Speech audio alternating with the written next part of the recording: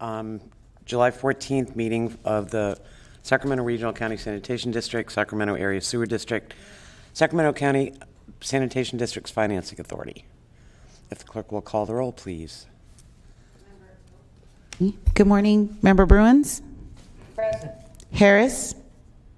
Howell. Here. Hume. Here. Kennedy. Here. Laloe. Sing Here. out. Oh. Member Laloe. Yes. Member Sing Allen. Sander. Member Sander. Here. Member Natoli. Member Roscoe. Here. Member Desmond. Here. Member Cerna. Here. Member Valenzuela. Here. Member Vang. Member Villegas. Member Frost. Here. And you have a quorum. Okay, you want to read the instructions? This meeting of the Sacramento Regional County Sanitation and Sacramento Area Sewer District is being recorded and will be broadcast on Sunday, July 18th at 6 p.m. on Metro Cable 14, the local government affairs channel on the Comcast Consolidated Communications and AT&T Uverse cable systems. The meeting is closed captioned for our hearing impaired viewers. In accordance with the Government Code 54952.3, compensation for meeting of these legislative bodies is required to be verbally disclosed. The amount of $100 will be paid for each member participating today as a member of the Sacramento Regional County Sanitation District, and the amount of $100 will be paid for each board member participating today as a member of the Sacramento Area Sewer District. Compensation for Sacramento County supervisors and City of Sacramento council members is paid to the county and city respectively to partially offset the costs of those governments. Compensation for other board members is delivered to the individuals. I have another statement to read also. Okay. In compliance with the directives of the county, state, and Centers for Disease Control and Prevention, this meeting is broadcast live and open to in-person attendance. The county is requiring face coverings for unvaccinated attendees while inside chambers and is recommending social distancing. Meeting procedures are subject to change based on the recommended public health and safety guidelines. Public comments will be taken in the following order: in-person comments and then comments by phone. If you are making a public comment in person, a face covering is required. If you are not vaccinated, and social distancing is recommended while inside the chambers. If you are unable to wear a face covering, you may sit in the overflow room and make a comment at the podium in the designated area. Seating is limited and available on a first-come, first-served basis. You are sitting inside the chambers or an overflow room. If there is no seats available inside the chambers or overflow rooms, please form a line in the designated area to wait for your turn to make public comment. If you are making a comment by phone, dial 916-875-2500 and follow the prompts to be placed in queue for a specific agenda item or off-agenda matter. Please refer to the agenda and or watch the meeting to follow along to determine when is the best time to call to be placed in queue to make your public comment. You may be on hold for up to an extended period of time, and your patience is appreciated. You may send written comments by email to boardclerk@saccounty.net. Your comment will be routed to the board and filed in the record. Thank you again. Okay, if you'll join me in the Pledge of Allegiance. I pledge allegiance to the flag of the United States of America and to the republic for which it stands, one nation, under God, indivisible, with liberty and justice for all.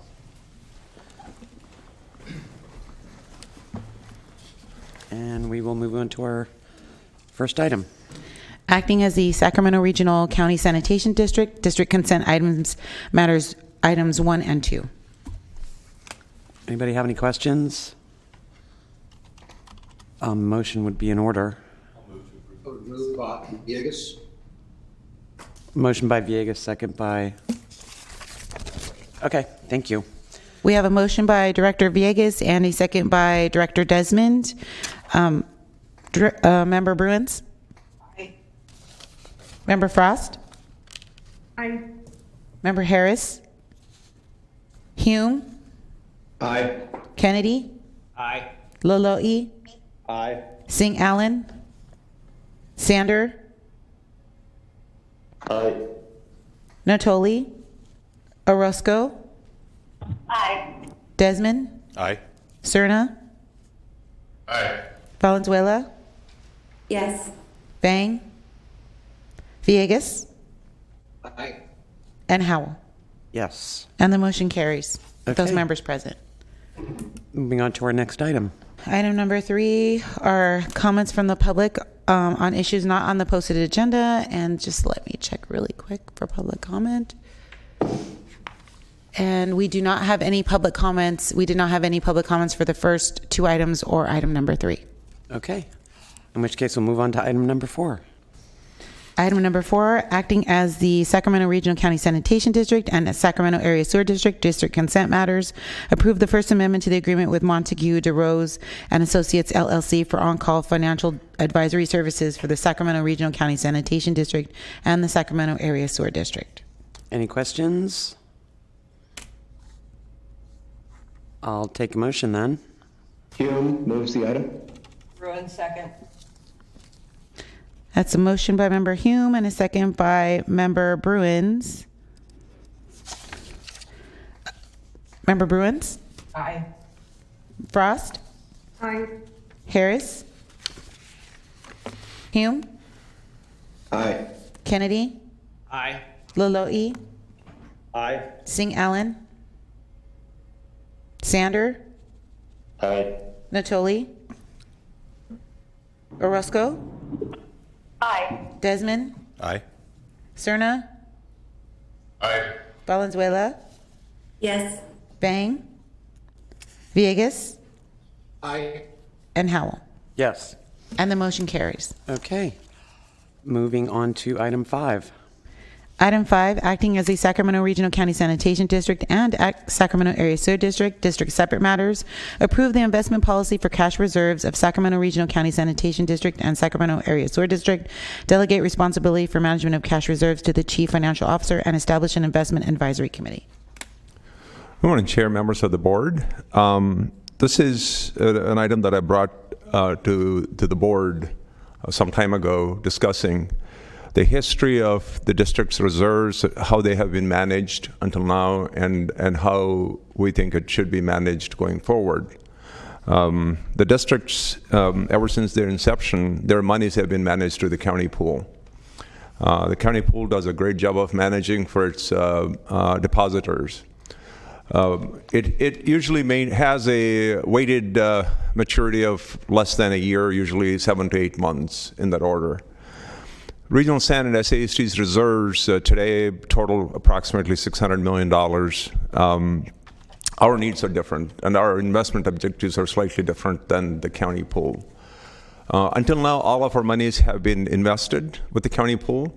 So what the action that you have in front of you today will do a number of things. First, it appoints the district's chief financial officer as the treasurer for the district. That's the first step that needs to happen. Until now, the county treasurer has been acting as the district's treasurer. The second, it also approves policies under how we can invest the district's monies. So for that, what we've done is we've retained a consultant, Chandler Asset Management, who provides this kind of service to many public utilities, public agencies across the state, including the likes of Orange County Sand Districts and so forth. They have used the policies that they have developed for the other districts in compliance, obviously, with the state statutes. The state rightfully requires that these funds be invested in a shorter maturities, for example, less than 5 years for the most part. But there are some exceptions where if the district's needs are different and then need to go beyond the 5 years, your board can delegate that authority and make that available to the district treasurer to do that. So the first action is to appoint the treasurer. Second action is to approve the policies. And also, I'm asking the board to establish a subcommittee. Unlike the districts never had a standing subcommittee, this would be the first standing subcommittee consisting of the district engineer and the chief financial officer and the 2 members of the board. One from the Regional Sand Board, meaning a member that only serves on the Regional Sand Board, and another from the SAST Board, to annually review the performance of the district's portfolio and then make recommendations for the entire board's action. The subcommittee will not have any ability to take actions on their own. The board still retains the ultimate authority. It's just to review and make the recommendations in terms of how the investment should be done over a period of time. The other thing that I have done is to work with the county. We have engaged the county and shared the policy, the new policies that we are bringing forth here, taken their comments into consideration. And also one thing that we have assured the county is it'll be a gradual transition, not an abrupt transition from where we are today to where we need to go. I anticipate that to be happening over a number of years. For example, for Echo Water project, where we have roughly about a $1.3 billion loan, which translates to a debt service payment of roughly $50-ish million when each of these underlying projects are done. We have to maintain 1 year's worth of debt service as a reserve until all of the loans are paid for, meaning 30 years. So it doesn't really lend to having a shorter term investment for a $50 million that's going to sit there for 30 years. So we're going to look at having a longer term investments for those kinds of reserves that we need to maintain. So this policy gives that flexibility, what you're acting today. And also, we start with that money first, where we need to do a long-term investment. And as the county pool, there are certain maturities happen that we gradually move monies over. Obviously, we have to maintain a certain amount of revenue in the county pool to pay for district services that it receives from the county. For example, the staffing costs and so forth. Annually, we have about $150 million worth of costs that we transact between the county and the districts. So there will be a certain amount of monies will remain in the pool to pay for those kinds of things. And then the rest of it, we try to orderly transition out to the places where they need to go. After this, we're going to need to retain an advisory firm, which we intend to do quickly, and help us develop that transition plan, working with the county, and also start making the movement. So that's what we have in front of you. I'm going to pause there and answer any questions that you may have. And just one more thing that I wanted to add. I think I've said this in my prior discussion. Why would we want to do this away separate from the pool? If you remember, those of you that have been on the board for some time, our reserves generate interest revenue. The interest revenue is earmarked as a non-rate, non-fee revenue, which your board has a more discretion over in terms of how it can be spent. For example, a number of years ago, your board approved a policy in how that money could be spent. We provide rate reduction for the low-income residents. Roughly, we give them 40 to 50% of their bill off on the regional SAN bills, and also about 25% or so off on the SASD bill. That costs probably about $2.5–3 million a year in terms of rebates. And also, we invest in community environmental stewardship programs. And we also provide help for the businesses when they bring new jobs into the community. We waive part of their impact fees. So we also engage in public education related to our business and helping with the environment. So those are the kinds of activities that get funded by this revenue. So it is important for the board to maintain a position where it can receive the most amount of revenue from this reserves and have the ability to invest in the programs that it chooses to do so. And obviously, lately, the interest rates have really taken a dive in the last 2-3 years, and so it's ever more important for us to maximize that ability to get more revenue in this kind of environment. So that's also why it's important to do this. With that, I'm going to pause and take any questions you may have. Madam Chair, yeah, ask Yes. Thank you, Prabhakar. So you mentioned Orange County. As far as the sanitation districts throughout the state, can you just give me a little information about, how many are involved with the pooled fund for the counties versus handling it this way, the way you're proposing? So the numbers, I don't have exact numbers, but we have reached out to a number of them. So some of them invest entirely outside the county pools. Some of them invest mix. They have some of their monies in the county pool and some in their outside. And there's a couple of them, by choice, invest entirely in the county pool, meaning that they actually purposely say that these are usually small districts. Sure. Their reserves are in the $20 million, $15 million, in those kinds of things. They may not have the same long term. That's correct. Because they have to have wherewithal to actually have that in-house ability to do that. But with respect to large, for example, LSN, they do part in the county pool and a good chunk outside the county pool. Orange County Sand District is entirely outside the county pool. And then some of the smaller ones, it's kind of half and half that way. I don't have the exact numbers of breakdown. I don't know of a sanitation district in California that is mandated to invest all of its reserves in the county pool as we are today, until now. Until now, it's a mandate that we must invest, but the action that you take today gives us the flexibility.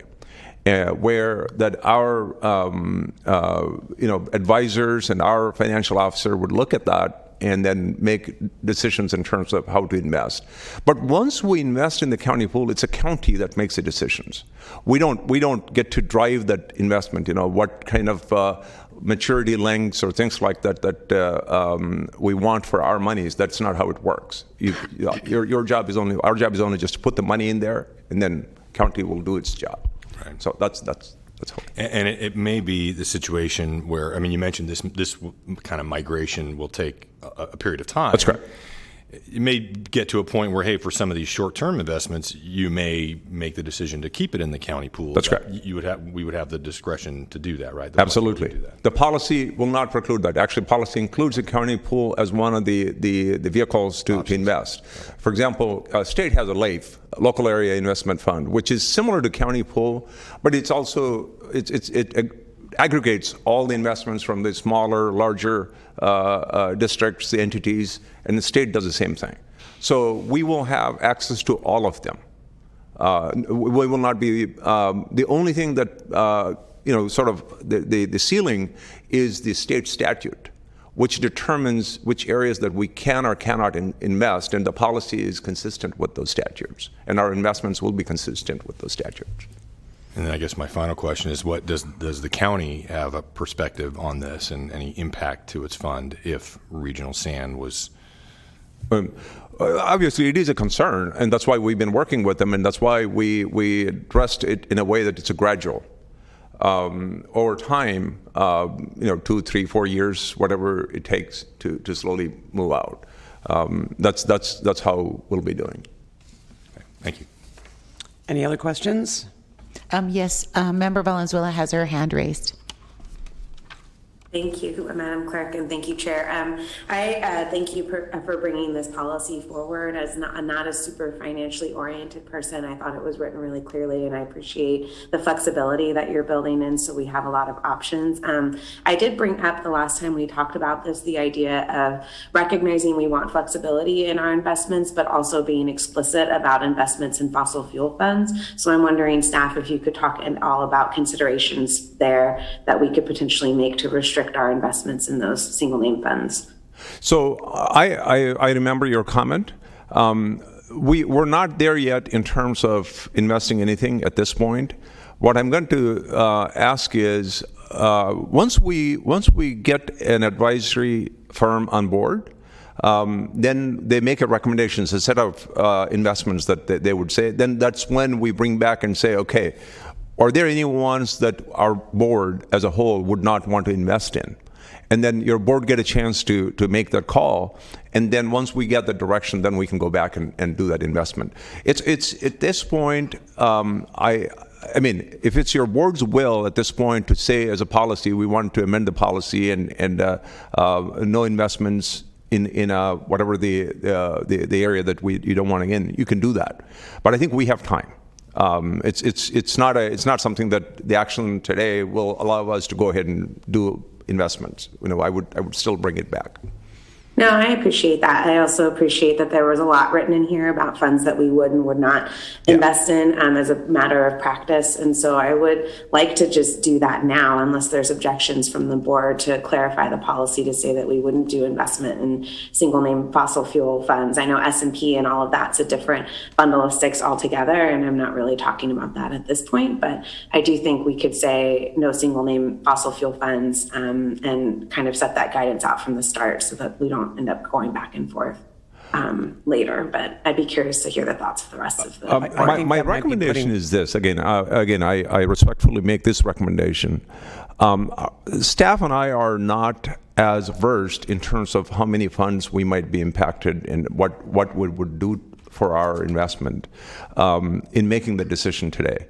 What I would like is to forego, and I mean, here's what I will say is, we will not invest anything until we come back to your board to get your guidance. That I will, tell you that we won't do that.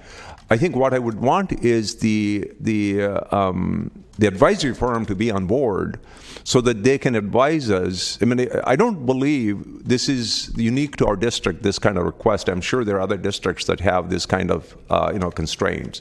I think it would be beneficial to hear what they can provide as a feedback and then make the decision sort of with that knowledge. That's a request that I have for you. No, I appreciate that. And it is, there's a financial consideration here as well as a policy consideration. And the financial consideration, there's a growing body of research that shows that these aren't wise long-term investments, that the return rate is actually lower than some of the alternative investment funds that are available that aren't single name fossil fuels. But then there's just the policy question. Right. Does it align with our values as an organization that's trying to promote sustainability to invest in funds that are direct fossil fuel investment funds? And so I'll just pose that question to the board and would still request that we consider making that change today. Go ahead. I'm going to leave it at that. I see Member Villegas also has a question. Go ahead. Yeah, no, I can certainly appreciate the desire to sort of begin to frame, our sort of philosophical approach to our investments.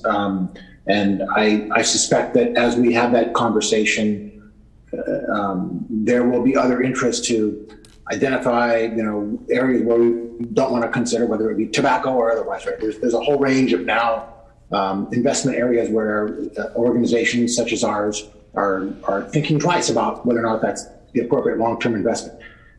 In this case, it seems as though because of the complexity of what staff is trying to bring forward relative to our sort of moving out from underneath this situation that we have with the county, it is very complicated. It is going to take multiple iterations and multiple steps, multiple policy considerations. I would suggest, as Member Valenzuela indicated, that conversation has to happen properly noticed so that we have the full breadth of staff, of our membership, the members here, understanding kind of what the policy, the fiscal objectives are relative to what the recommendations are from a professional firm who we will hire to give us advice. And then we can determine whether or not we can still meet those objectives for our ratepayers to fulfill our fiscal obligations. Otherwise, if we don't sort of track that line, it will be very difficult for us to explain to the ratepayers that our investment strategy didn't meet the objectives and consequently we now have to raise rates. Those are the things that I'm thinking about as we are prudent in our approach. And so while I appreciate the desire to go there, I think it has to come at the right time. It seems like it would be premature to do that now because not everybody's had the opportunity to sort of think about strategy otherwise. So that's my thought since you're asking.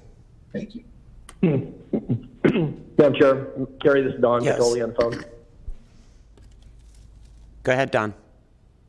Yeah, I would concur with Oscar. I think it's important, as certain cases put forward, to have discussion. I know that in years past, certainly as we've looked at investment portfolios, even at the county, as related to tobacco and maybe other products and other aspects of investment in portfolios, we've had a discussion, and I think it's fair to have it, and certainly, would, be supportive of, digging in and, having the conversation, certainly, from a, both from a policy and philosophical standpoint, but also from an investment standpoint. But I would concur with Oscar. I think that, getting, the advisor on who can, certainly give us their take on it. Ultimately, it's going to be a board decision and direction.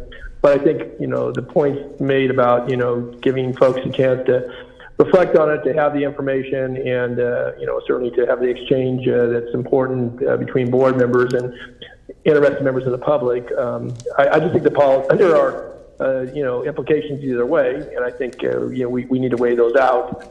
And so I would concur with Oscar that, I think it's an appropriate discussion for the board to have and to give direction on. But I would say it's just a bit premature, certainly in light of where we are today and as Prabhakar's outlined. And so I would take the road that Prabhakar has recommended at this point, and give us an opportunity to come back and have a full and robust discussion regarding the issues that Member Valenzuela has raised. So, and maybe others as well.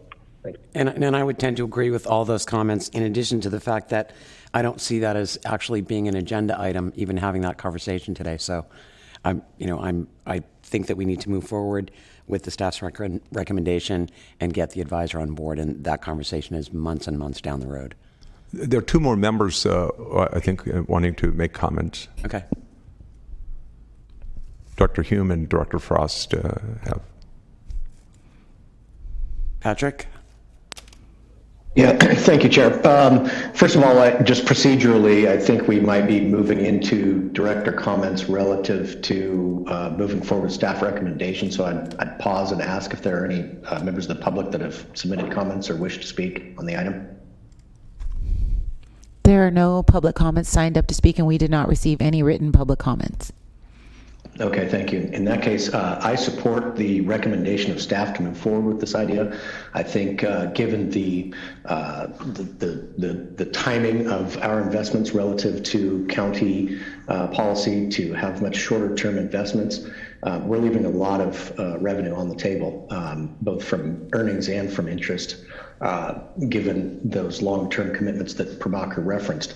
Relative to the conversation here more recently, I agree with the comments of Directors Villegas and Natoli in that I think we're looking at the 30,000 foot perspective of whether or not we wish to make a global change to our investment policy, and that the getting into where the rubber meets the road, literally, relative to Director Valenzuela's point, is a discussion for a later date that should be properly noticed and much more in the weeds and robust conversation.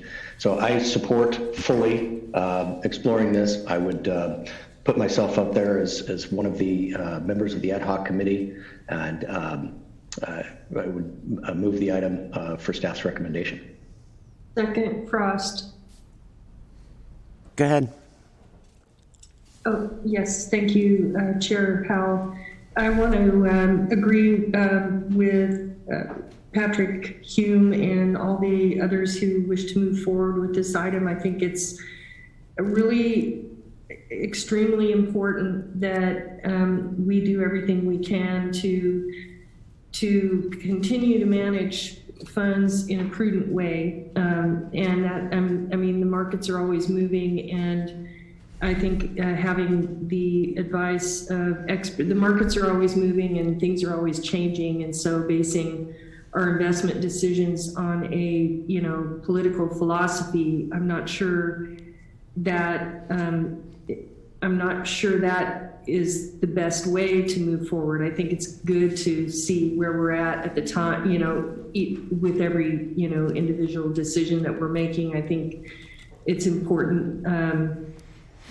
I would just want to, I guess, concur that, I'd like to see that we move forward and have the conversation about, how can we maximize using our funds, but we should carefully consider a policy, investment policies, and have that be a later conversation. Could I make a final comment, please? I'm sorry, who had a comment? Director Valenzuela. Go ahead. Thank you. Thank you. I appreciate all the feedback on this. And yeah, I appreciate it was a surprise because it wasn't at all included in the staff report, which I was a little surprised by since I did raise this the last time we talked about an investment strategy and was kind of hoping that the advisors that work with us on this report would weigh in on this question. So I do want to be very explicit with direction in terms of next steps, that I don't really want the next time we talk about this to be when we're talking about a specific line of investment decisions, but rather a follow-up discussion to talk about policies and different branches of investments that we may or may not want to make beyond what's been outlined in the policy in front of us today, so that can then inform the round of investment decisions that are made subsequently. So I would like to make that request of staff, that we actually agendize this discussion in the near future before any future investment decisions are brought back to us. We'll definitely do that. Discussion. We'll definitely do that. Any other? And I guess if I may, Chair, I would counter that by saying I look for the input from the people whose job it is to advise us relative to investments. So I wouldn't want anything in advance of that personally. When I say, let me make a correction. When I said that, my thought was that, as I said in my discussion, that our first job, the next step is to hire our advisor. And then we heard partial comments from the board today. There may be additional comments that may come about. And then we want to explore that with the advisory members and then bring them here so that you can provide those comments. And then we can take those comments and draft a resolution that essentially reflects your wishes, so that creates the boundaries for us on a go-forward basis. And just to be clear, that's what I was asking for, Yeah. was that the next step be the advisory group bring back recommendations, not that we would just hypothesize outside of an advisor's guidance. Thank you. Okay, any other comments from board members? I think I heard Director Hume make a motion. Ross, second. Okay, we have a motion and a second. Before, I think we have one member, Director Hume, volunteered. Director Hume is a regional SAN member, but also serves as a alternate from the GROW on SASD. So we need one member from SASD board. So anybody else that might be interested? I'll volunteer. What's that? Actually, unless things have changed, I am the Elk Grove SASD representative. Today, Mayor Singh Allen is on, so you're still only regional SAN. I'm sorry, I mistook. My mind is not working well today. You're correct, Director Hume, that you're on both sides. Okay, so I will still regional volunteer, SAN and I'm only. still on both. So the next we need is a regional SAN only, meaning that it would be either Director Valenzuela, Director Villegas, or let's see, who else do we have on the call? Director Roscoe. Those are the three that, or Director Laloyi. There are four of you, or Director Singh Allen, 5. You are only on regional SAN board, so one of you, if you could volunteer. Yeah, I'm happy to do that given my comments. Thanks. Do we have, I think, so we got the 2 volunteers? I guess so. Okay. And did you hear me volunteer? This is Director Valenzuela. Yes. Okay, thank you. So I have Member Hume and Member Valenzuela. Okay. Do you need one more? Only 2 members. We recommended 2 members and 2 That's staff. bizarre that you would have 2 members. No, so the reason is this subcommittee does not make any decisions. It only essentially reviews the investments at the end of the year, at some point in the year, and then make recommendations to the full board. This subcommittee has no authority in terms of the acting on behalf of the board. I understand that. I understand that. Heard Chair Howell volunteered also. And I'm only saying that if you get 2 people that disagree on something, then they're not coming forward with a recommendation. So Okay. it would be better to have 3 people. So certainly, we can have a third one. I'm looking at Madam Clerk. Right now, the not clerk, but council. It shows, our resolution shows 2 members. Right. Can we make the change to make it 3? We can amend the resolution to make it 3 if you want that. My other question was going to be, the resolution says district engineer, district CFO, 1 board member each from SASD and regional SAN. If you want to change that, we'll need to come back with we can make a handwritten Yeah, note and then. we can just make change amendment. and finalize that way. Right. But the And then board my approving question- is 3 members. Right, and then my question was going to be, is it your intention that this will be a Brown Act body, a standing, It is a standing committee. okay, Brown Act? So it is a Brown Act subcommittee. Again, it's our vision at this point, looking at the other districts, they meet roughly about once a year. That's fine. So the third member would be, are you volunteering, Dr. Howell? Yes. Okay, Director Howell is a volunteer. It's the third one. So do I need to modify my motion to acknowledge the change in the resolution? Yes, please. I will. I do. Thank you. Member Frost, do you still second? I do. Thank you. I think you two are married now. Okay, any other comments? Can you call the roll, please? And I do not have any speakers signed up to speak for this item as well. Member Member Bruins? Member Frost? Member Frost? Aye. Member Harris? Hume? Aye. Kennedy? Aye. Lolo'i? Aye. Singh Allen? Aye. Sander? Aye. Natoli? Aye. Orozco? Aye. Desmond? Aye. Cerna? Aye. Valenzuela? Yes. Bang? Villegas? Aye. And Howell? Yes. And the motion carries with those members present. Okay, thank you. So we are now moving on to, Madam Clerk, that one vote would be sufficient for both districts, correct? Hume and Frost, yes. Okay, good. Yes. Thank you. okay, moving on to item 6. Item six, acting as the Sacramento Regional County Sanitation District and Sacramento Area Sewer District. District separate matters, future staffing options for Sacramento Regional County Sanitation District and Sacramento Area Sewer District. Good morning, Chair, again, members of the board. I brought this issue a number of times in front of your board. This is, the districts receive their staffing from the county, have been since their inception, so that's almost 50 years now. A couple of years ago, we retained a consultant. So first of all, the relationship with the Regional SAN was codified through the Master Interagency Agreement that was entered into back in 1973 and amended a number of times. As a matter of fact, the last amendment happened yesterday in the county chamber here. That was the last signatory that we were waiting to make that amendment. So that MIA, or the Master Interagency Agreement, basically says that the county shall provide staff and the districts shall pay. That's about the only 2 sentences that govern the $150 million relationship. There's nothing there for the service levels, costs, none of that. We've been operating that way for, like I said, 45, 50 years close to. And so the current Master Interagency Agreement that is expiring in 2024, in advance of it, we've hired a consultant to look at what the other sanitation districts do and what might the districts do after the sunset of the current Master Interagency Agreement in 2024.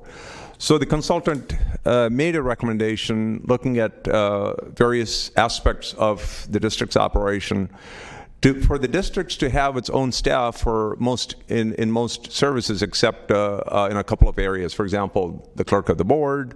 There's a portion of the IT that's provided by the central IT, and the billing and those kinds of things is what the consultant made.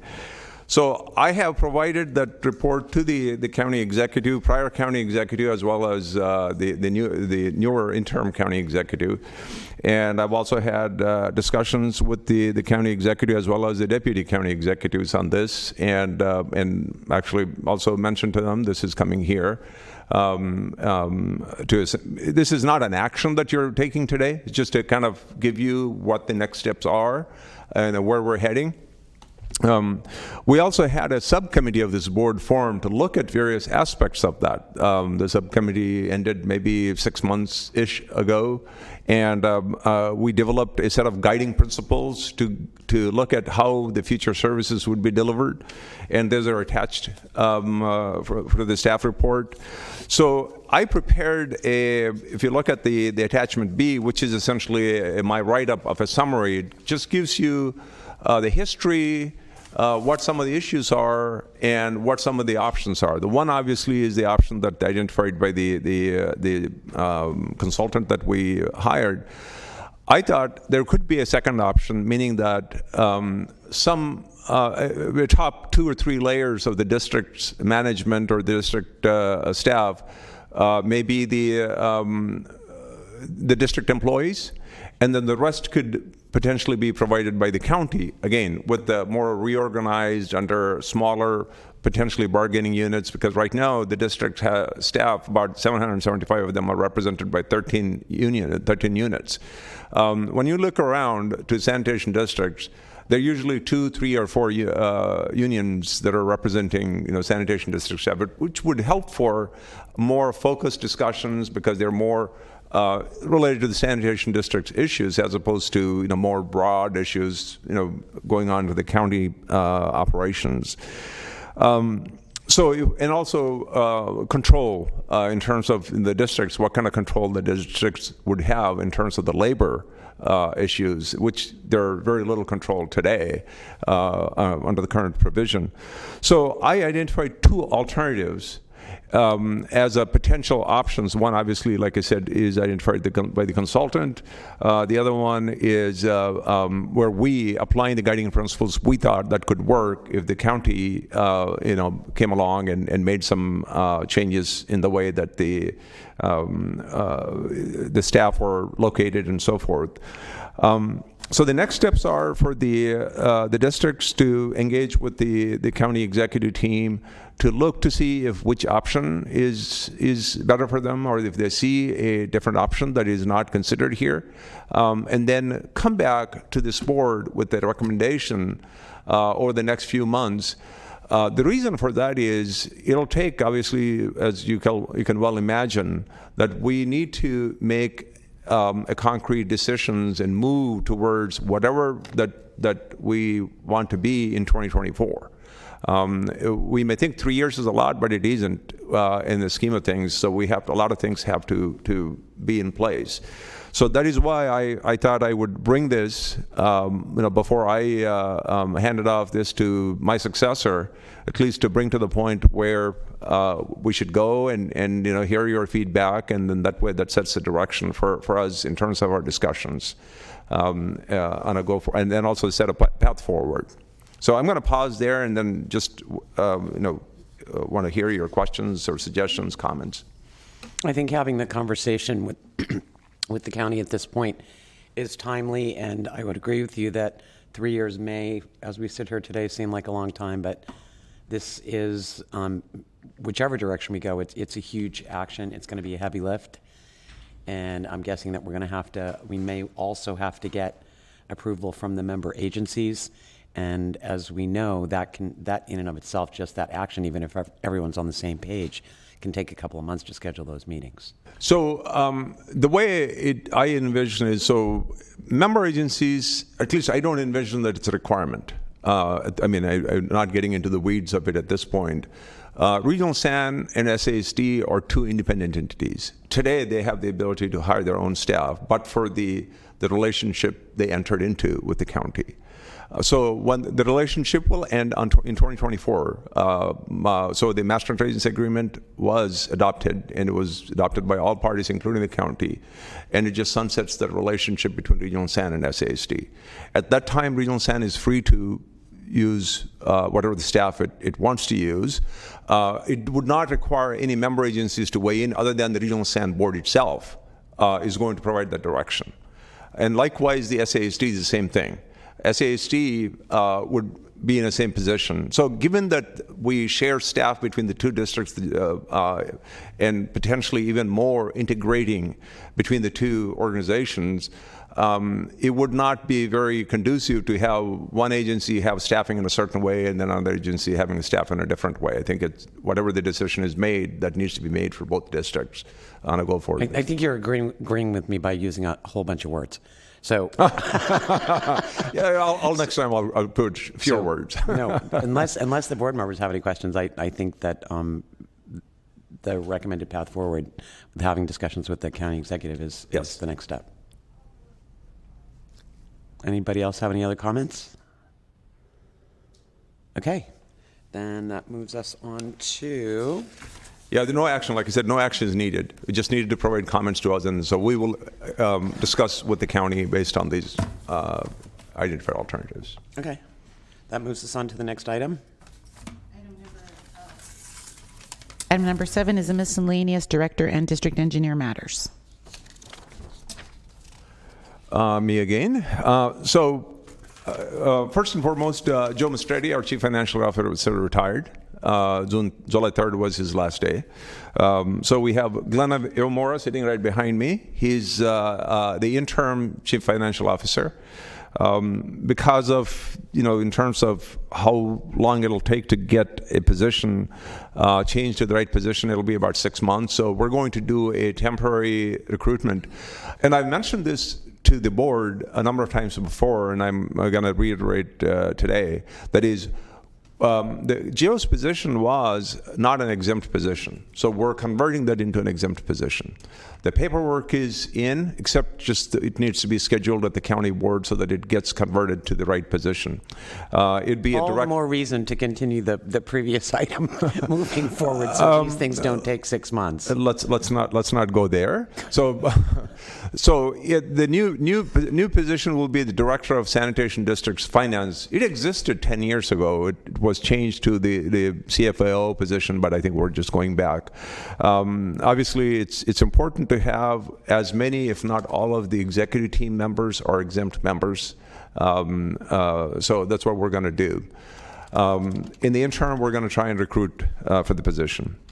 The other thing that I wanted to let you know is COVID reductions. If you remember, back in March, starting in March of 2020 until June 1st, that we have reduced, provided credits to commercial establishments who had to shut down their businesses, alter their business practices. We've tallied, so those credits have essentially ceased with the reopening. We have provided $20 million between the two districts. We have provided $20 million in credits to the commercial establishments. Along the way, we also have given latitude for the residential customers that could not pay their bills, so we can delayed payments and kinds of things. So I just wanted to let your board know that program, the reduction program, has ended just a short while ago. And I also wanted to tell you what was the revenue that was, either lost or not received in the last 15 months or so. Okay, we should probably make sure that the public is aware, people that were affected by that they're aware that grace period is over. I will tell you, the commercial establishments definitely were very appreciative of our. Oh, I'm sure work. they were. I just want to make sure that they understand that the grace period's over. Yeah, so we will work with the public affairs to see what we can do there. Okay. The next meeting will be on July 28th at the treatment plant. We're going to have a short meeting, trying to keep it less than a half an hour, and then we'll go on a tour of the wastewater treatment plant Eco Water project, where the biological nutrient removal process is fully operational. And we'll have a tour, especially there's a number of new members on the board. And so we'll give the tour of all the new facilities. Unfortunately for the filters, we can't stop there, or we can stop from a distance to see, but we can't go in. It's still a construction process. So when we get back to the plant, we'll have lunch, and then you have a chance for the Q&A of what you had seen. So that's the plan that we have. Okay, so do all the board members know where the plant is? I will send, with my email again after this board meeting, I'll send the address where it is. Okay. So please plan for being there from 9:30 to 12:30, roughly 3 hours. A half-an-hour meeting, a little short walk, and then a bus taking to the B&R facilities in the various parts of the plant. And those of you that have been there know that it is actually takes a little bit of time to walk from one to the other. And that's why we will have a bus there. Okay, so everyone will be meeting at the admin building, and We will welcome you. then We move will into be that there. large conference room. Yeah, where there is a conference room that's being set up. Madam Clerk is going there this afternoon to scout and make sure everything is there. Okay. All right. So those are my comments. I see two members with their hands raised. Member Laloi. Thank you. Quick question on the $20 million that was discounted or deferred. Is it deferred? Is it forgiven? What's the message that we're going to give to the public about this $20 million? Is it a forgiven amount, or is it something that is just deferred? It's a forgiven amount. What we've done is during this period of time, we have adjusted their rates down. Sometimes it's almost down to nothing, so that they, especially those that have shut down completely during this process, for example, like bowling alleys, or sometimes you even have barber shops, they were closed. So if they were normally paying, say, for equivalent home kind of payment, we were down to 1. Because there's a minimum that we charge that's just a very little is what we charge. So whatever that we did not charge, it's completely forgiven. There's no going back and asking them to repay any of that. Great, thank you. I also see Member Kennedy's hand raised. Yes, Patrick. Yes, thank you, Chair, and thank you for that last answer. I appreciate that. I understand that the district's going to be going out for an RFP on the biogeneration facility project. I'd like to, before that RFP goes out, I'd like for the board to be able to agendize it and take a look at it, specifically because what I'm talking about is to look at potential addition of community workforce and training provisions. Many public works, large public works, I mean, like, for example, the Convention Community Center in Sacramento, the Golden One, other projects have had workforce and training provisions that have really helped communities that are underserved. And I'd like that it come to the board as a policy discussion, whether or not we have that type of language inserted in the RFP before it goes out. Certainly, we were going through the EIR process, so there's a period of time which we'll develop the EIR, and then before it goes out, we'll make sure to bring that back. Obviously, it won't be me. It's not happening in the next month and a half. So we'll do that. The other thing I think your board might want to consider, not necessarily tying to a particular project, we could, in our non-rate, non-fee revenue policy, that we could earmark a certain amount. I'm going to bring up what Director Sanders had spoken to me, although he has not brought up here, and this is something I think your board might want to consider for future. He does have his hand raised, though. Oh, so I'm gonna just go ahead and finish it up, and then we could put some earmarks in our non-rate, non-fee revenue to help with that type of things. It doesn't have to be tied to a particular project, which is what my answer is. And so that's certainly, I mean, it's obviously your board's prerogative what you want to do with it, but that's my suggestion. The other one, Director Sander talked to me, is infill development, where often when you have businesses trying to develop infill and their cost for the infrastructure changes are so exorbitant that they're unable to do that. So there may be some provisions that we could earmark. Like I said, about $1 million a year we earmark for the fee reductions for the businesses that they start to bring new businesses into our community.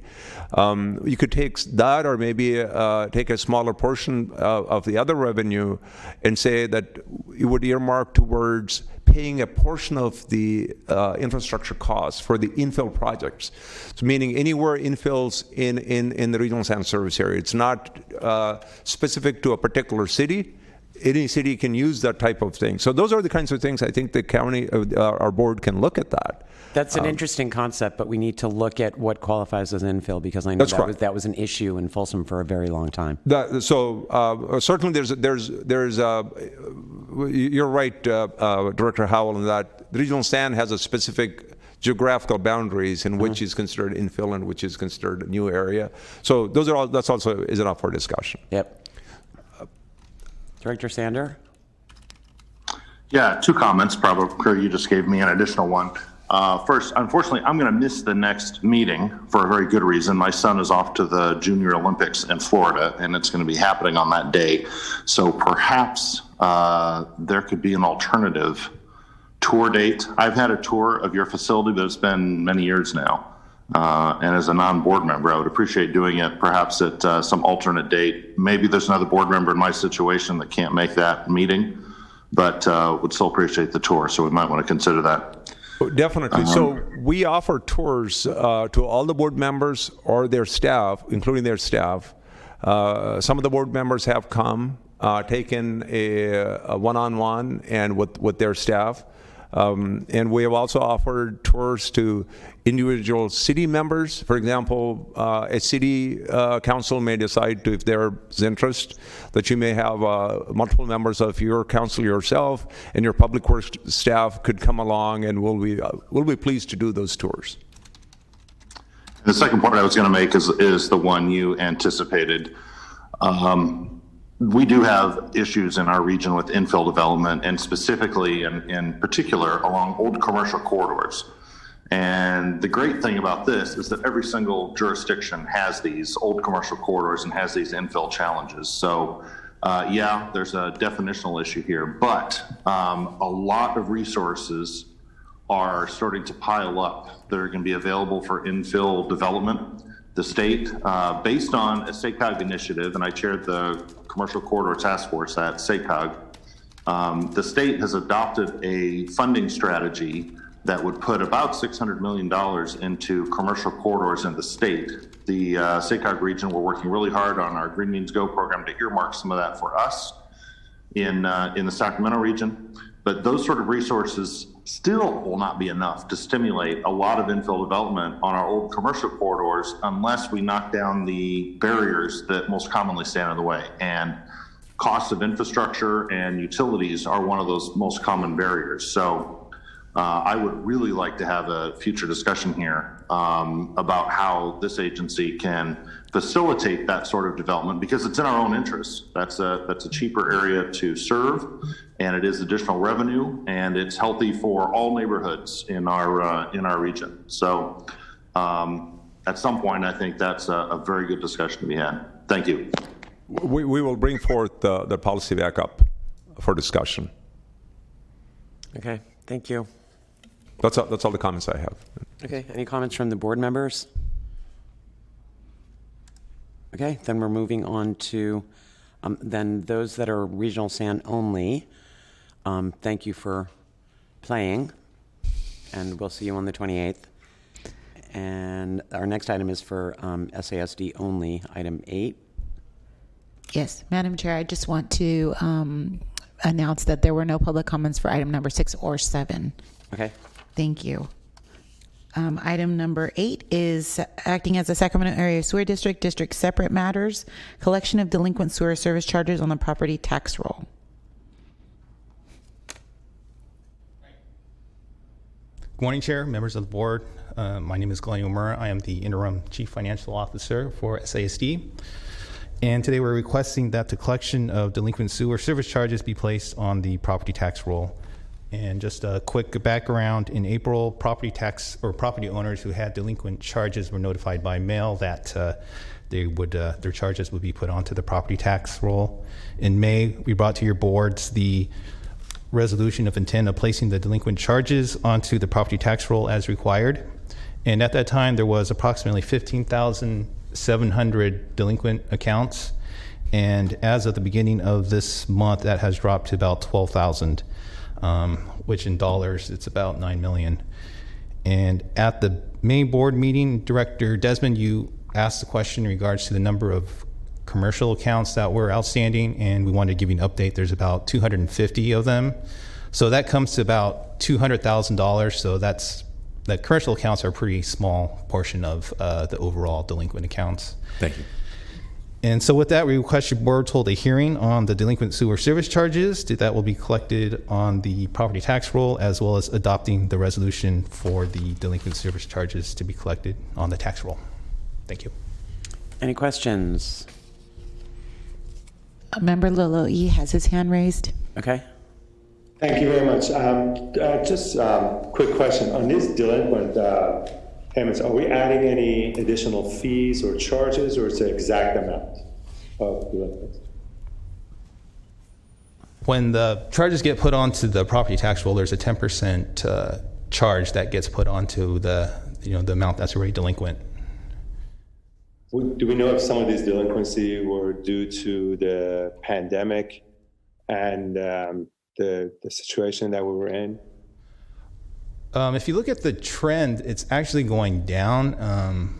This year, there's $1 million or so less, or about $1 million, and the number of delinquent accounts has also been decreasing, and it's a little hard to explain. We don't really have a good reason for that. But also, Prabhakar mentioned earlier, like some of the commercial accounts, that some of the fees were waived, so that probably had a small effect on the commercial accounts that were delinquent. Also, to add to Glenn's comment is, Director Laloy, any time we have a customer calls us with a hardship, we have worked with them to extend the payments. What we found over the years, as Glenn mentioned, a lot of people, suffice it to say that more people than we would like it to be, that they just pay these on the tax roll as opposed to regular. I mean, if you look at the best of the economic times, I mean, you go back 2017, 2018, 2019, supposedly, we're raking in money and rolling or whatever the things that you want to use. We had 11.7 million. Actually, this last year is only 9.25 million. So in a sense that it's counterintuitive to what happened. We found that most of the folks just wait for the delinquencies, and they see that as 10% as appropriate thing to pay. But who asked us? We have worked with them. Whoever asked us, whoever called us with a concern, we have worked with them. We've given them a longer term to pay so that they didn't have to pay those penalties during that period. And this is pretty standard procedure. We do this annually. And that's correct. As does, I know the city of Folsom does it with delinquent water bills. That all of these things end up going on the tax roll. It's just that we have to take this action on an annual basis in order to make that happen. So, any other questions? This is Director Burns. I move the item. We have a motion and a second. We can call the roll, please. Member Bruins? Aye. Member Frost? Aye. Hume? Aye. Kennedy? Aye. Natoli? Aye. Desmond? Aye. Cerna? Aye. Bang? Sander? Aye. Howell? Yes. And the motion carries. Okay, and our next item is receive and file. Yes. No action is necessary. No action necessary, and there were no public comments on items 8 or 9. Okay. All right, so I guess we will be adjourned at 10:36, and we will see you all 2 weeks from today at the plant. That's right, on July 28th at the treatment plant. Looking forward to it. Thank you. Thank you.